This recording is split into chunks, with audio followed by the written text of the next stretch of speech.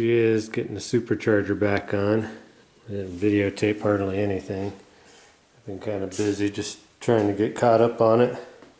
For those of you who haven't already figured it out or follow me on Instagram, I am moving into a shop, so it's one of the reasons I'm getting this slapped together, and so I can get it at least driven over there. But I guess worst case I'll have to trailer it.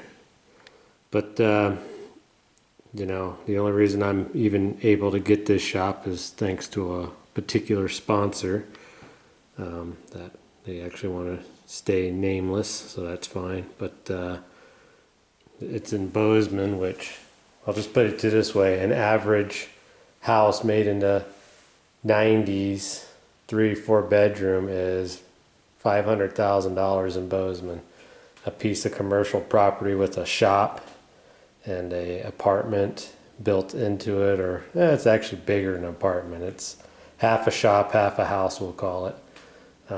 You can only imagine how much that is. So fortunately I was able to do a partnership on it, and we can call it our own for now. So the shop portion is at least 3, maybe 4 times bigger than this garage, and I can put a lift in there and whatever I want. It's actually a really tall shop. You could pull a semi into it. I know the people that originally had it actually had it for a full-size Class A RV. That's what they stored in there, in their boat or something. But anyways, back to the car here. There's not much to see on those valve covers I spent some time making, but you know, I welded up those holes, patched them up, sanded them down.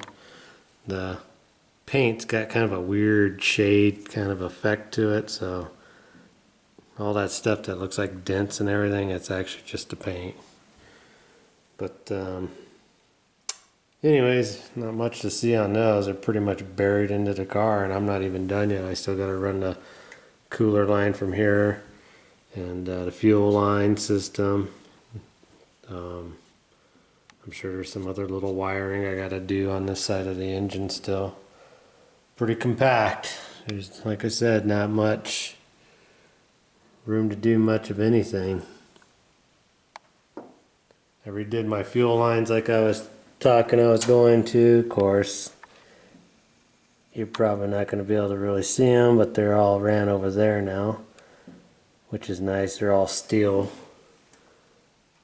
going up with a short piece of high pressure fuel line.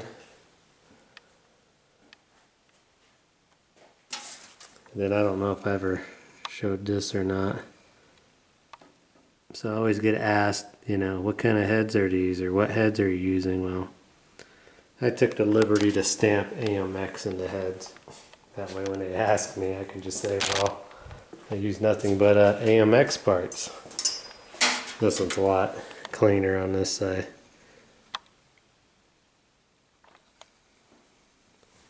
But I haven't done pretty much anything on the passenger side yet. I've just been working on the driver's side, so got a ton of wiring to do, cooling lines, all that good fun stuff.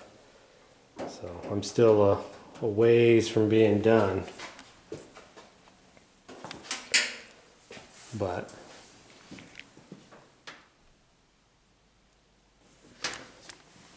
something else that might interest a few of you on these superchargers. So that this is actually the map sensor here, I believe, is what we're doing. Oh, I'm sorry. This is the map sensor. We're using this as our intake air temperature. So we used to actually have 2 of these. We used to have one up in the front here, and then one after the supercharger. And they worked okay, but just a little bit more configuration and programming and stuff involved. But you still got to have a map pressure, you know, sensor on here. So, yep, that there right there is just reading the temperature after the supercharger compresses everything. And then this little guy right here is run off of the boost, the vacuum off the supercharger. I guess it's the boost since it's a pressure sensor.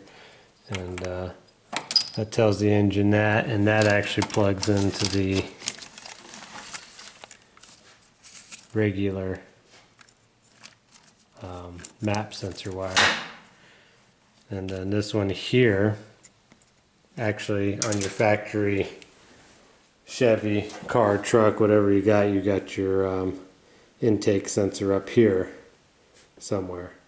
So I just ran those wires back, and this is a 4-pin, so it does the pressure and the temperature at the same time, but we only needed the temperature on it. So kind of a weird little dual setup, but it used to be kind of a tri setup thing at one time for a brief amount of time. But another quick thing too, these are just standard truck injectors that have been decapped, and they will fit with these rails. So you know, the standard injectors for the supercharger are real short LS3 I think style injectors, but these are LS1 LS2 truck injectors in there. We've been running it like that since we've had the supercharger, and it's been fine. But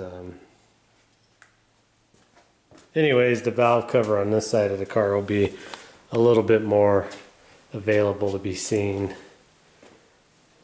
versus that one there. So still got to drill and pin that. I'm still waiting for parts, and eBay is super duper slow these days.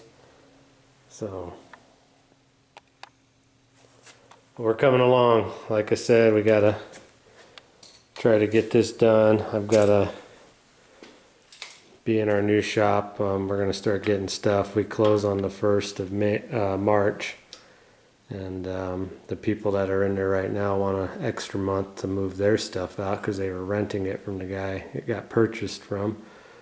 So basically I'm going to try to get this AMX. I want to get this AMX if I can get it to where it'll run and drive. I want to get it over there around April 10th. And then the Gremlin, and then start getting all my tools and stuff, because technically, because management associates and people that property managers and all that crap, you know, they're not very fun to deal with, and they're pretty much just making everything as hard as they can here, even though we've lived here since this place was brand new, and we lived here with the actual owners who built the house because they didn't have a property management the first 3 years we lived here, blah blah blah. But they're making it very tough on us, so we're going to try to be out of here April 20th, completely moved out, and hopefully never have to deal with another property management again. So, but anyways, as soon as the shop's available where I can go stand on the property and actually maybe videotape a little bit of it, we'll get pictures and hopefully a little quick video of it. But in the meantime, I may not be making any videos in the next week or so, just because I've got a lot of stuff to get going,